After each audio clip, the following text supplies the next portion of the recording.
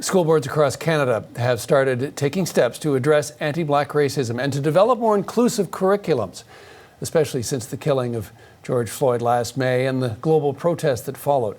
But many have realized that teachers need more training on the subject as well. Deanna Sumanak-Johnson is following that story for us, and she joins us live in the newsroom from Toronto. Deanna, thanks so much for joining us. Let's talk about this training for teachers and, of course, why it's so important.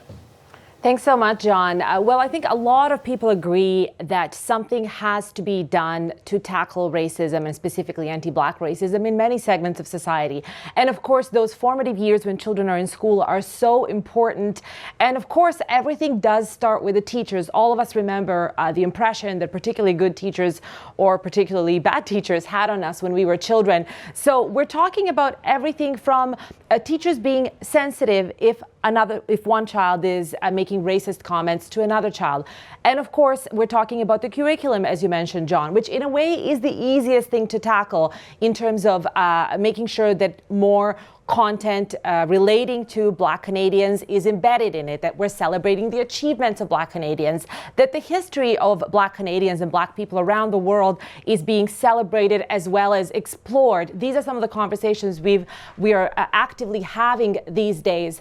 But it also comes down to the teacher, him or herself, having that sensitivity, knowing which comments can be construed as overtly racist, as well as what people call microaggressions, a kind of thing that might be unintentional, but might sound racist and hurt the feelings of the student. So how to get to this, I mean, a lot of people agree that this has to be done, but just how to get to this is quite a tricky thing, and there are several differing opinions on what's the best method to go about it.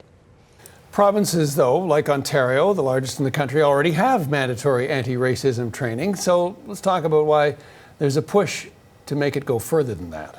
That's right. So last summer, after the summer of Black Lives Matter protests and all the protests about the death of George Floyd, the Ontario government, for example, had 3 professional development days for all the Ontario teachers.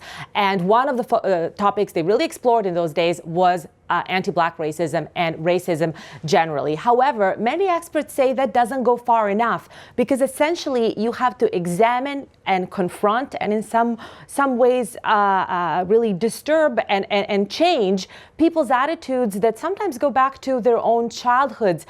We got a chance to speak to Anne Lopez. She is a professor of educational leadership and policy at OISE here at University of Toronto, the Teachers College. Here's what Anne Lopez had to say. That has been a system in place for hundreds of years that now has to be dislodged, named, uprooted. And so, yes, a course here, a workshop there will make people feel good in the moment, but that is not going to create the lasting change that we're asking for. And that is neat. And definitely more will be done on this, John. We know we've spoken to several teachers' colleges across the country, and we know that they're actively looking at this, how to really embed how to be an anti-racist into teacher education. Thanks for this, Deanna. CBC's Deanna Sumanak-Johnson, live in Toronto.